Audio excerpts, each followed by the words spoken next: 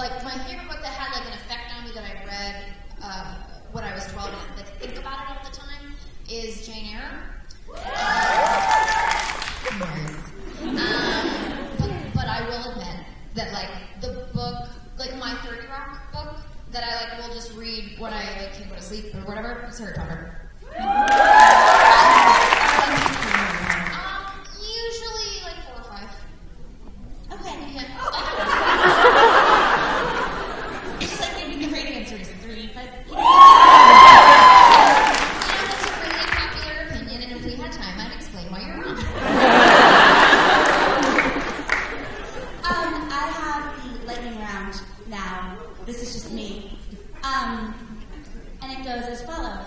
What's your favorite Muppet? Sam the Eagle. Are you a Hamilton or a Burr? Burr. 100%. I'm also a Salieri. Like, I'm very jealous. Definitely gonna shoot somebody at some point. Could be one of you guys. Which Disney villain do you most identify with? I know, like you've got to sort through a lot. Jafar? Great gender switch. Yeah, you kill it. I had added here or sidekick if you want to be lame, but we've been talking on stage for an hour and you weren't going to be. So I left it off. Yeah, you've been like, oh no, I don't really identify with any of the villains, so I've been like, oh, sidekick. No, an asshole would say that. Correct. Do you have a go-to karaoke song? Or is it like if like Michael Jordan just rolled up to like your poops shooting and like No, dumped I on don't really do karaoke, but I will think that "Hit Me With Your Best Shot" is a song I know better than I do. Which is the most fatal kind of karaoke, Yeah. I think, to me. Like, if you don't have to sing it well, you know, it sound good, it can be too long, if you think you know it better than you do. Yeah, there's a lot of. I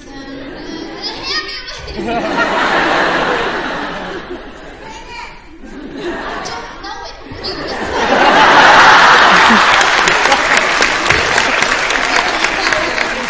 I wasn't going to ask you to because I said you're a human. I'm not commodifying. That's cool.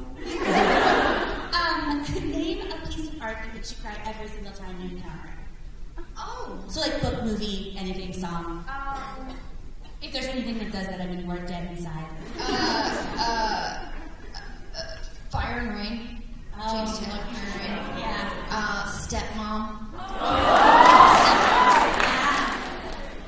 I saw that in the theater with my dad. Name one movie role, anytime in history, anytime in cinema history, any gender, you would desperately want to play. You can name multiple if you have more than one. I really wanted to be Jack Kelly in Newsies.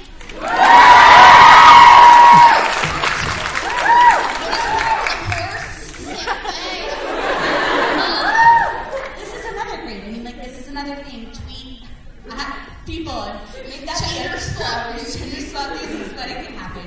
We have Lady Ghostbusters now. Anything is possible.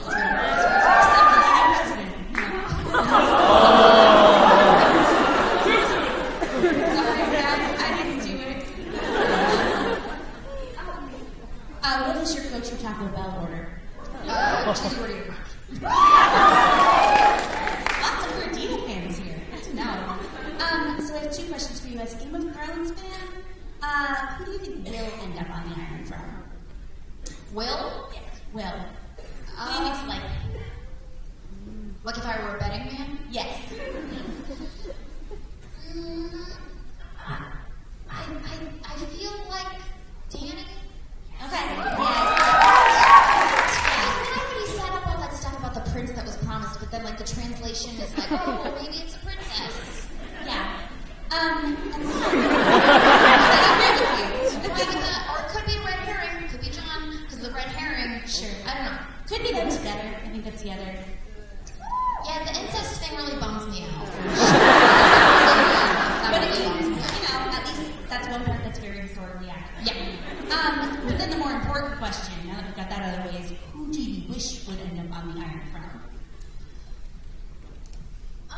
Sorry for the people who don't watch this show or read these books, but it's kind of on you. Yeah.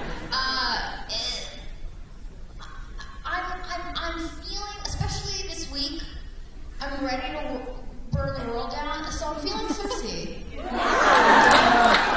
She's completely out of her mind. She's got a cute, sassy haircut. Her kids are dead.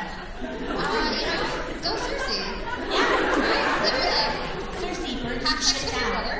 Yeah, live your life. There you go. I feel like that's a very solid answer. And I've saved the hardest one for last. Maybe. What's your favorite Stephen Sondheim musical and why? That's exactly the response I was looking for. I would say, I would say Little Night Music.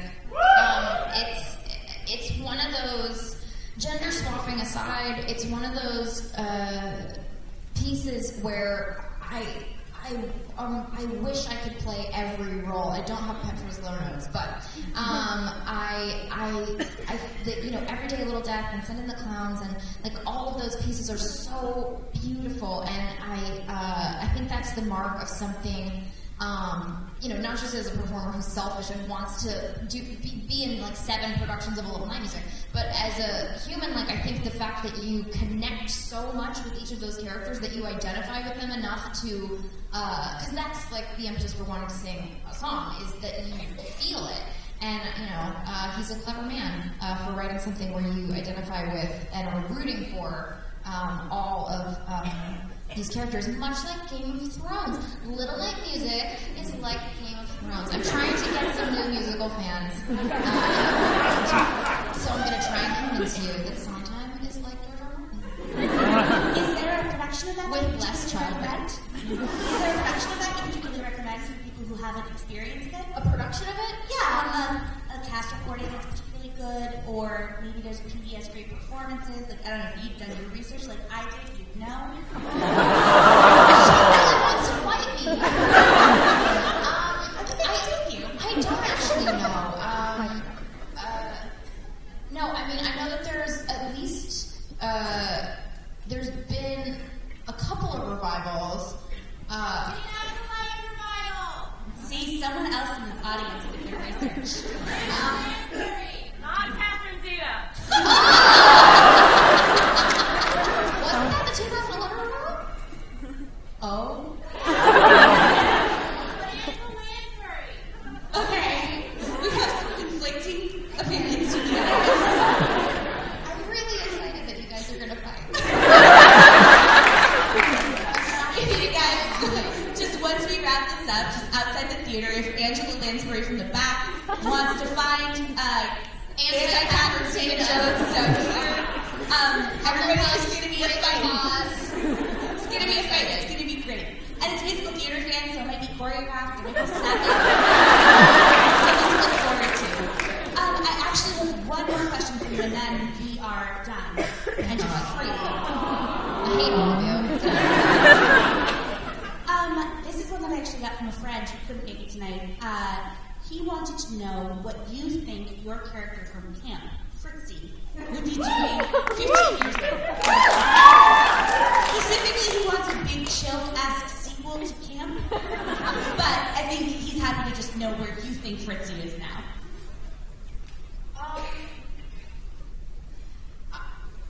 For those of you who don't know, Fritzy was a deranged little weirdo who poisoned the girl that she was in love with when that girl pushed her aside, rejected her, poisoned her with woolite, and Off-brand Woolite. Off-brand Woolite. Its inclusion. Woolite didn't want to be in the movie,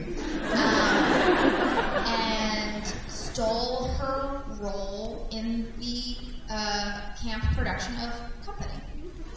Like you do. Which is why Stephen Sondheim has an opinion on Anna's teeth that we now know as fresh air listeners.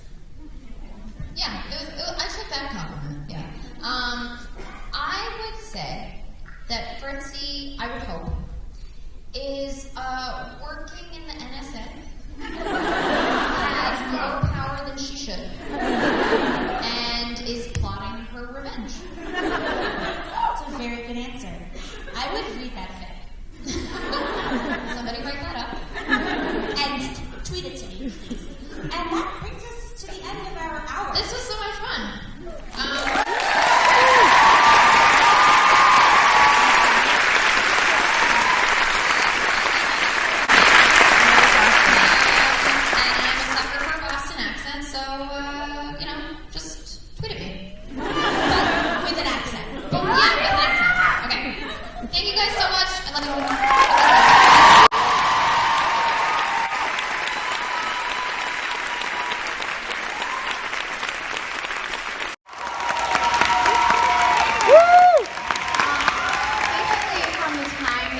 Started that and you were like, she made her Broadway debut, I was really already excited about sticking my leg out of the like that.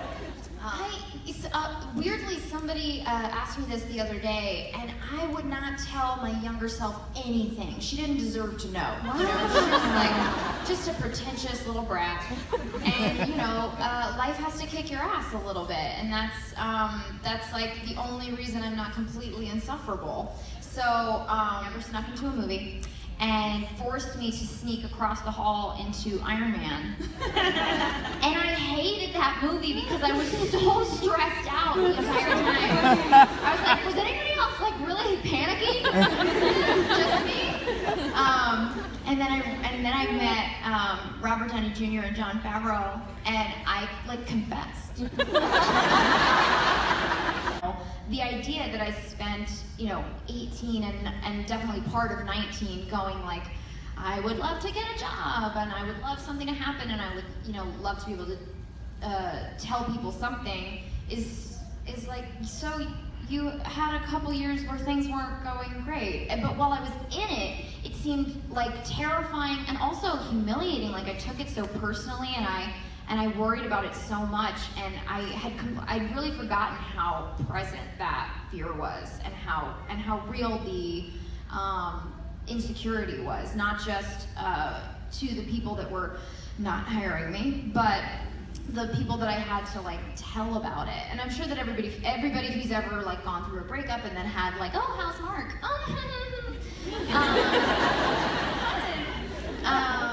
In theory, you want the really physical role because you're like, yeah, I'll get a trainer and they'll like I'll get so buff, and then you remember that you still actually have to do it, right? And that would suck.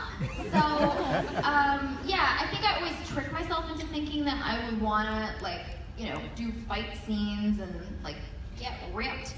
And then I realized I'm very lazy, so I don't actually want to do that. I always wonder about the... Oh, you're a bed maker? Oh, I'm a bed maker. Yeah, I actually trained my boyfriend to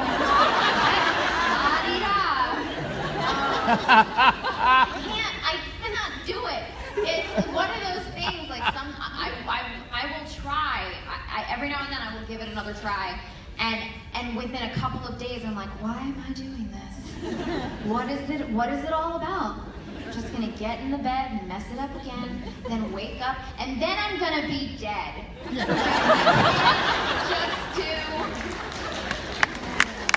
It hadn't been a really bad week, if I'd been having a really bad week privately, and that is the only thing that's really making me feel better, is knowing that I was gonna be able to interact with people who'd also had a bad week. Because I just want everyone to be miserable. If I can add I can't be sincere for more than 3 seconds without freaking out. If I can add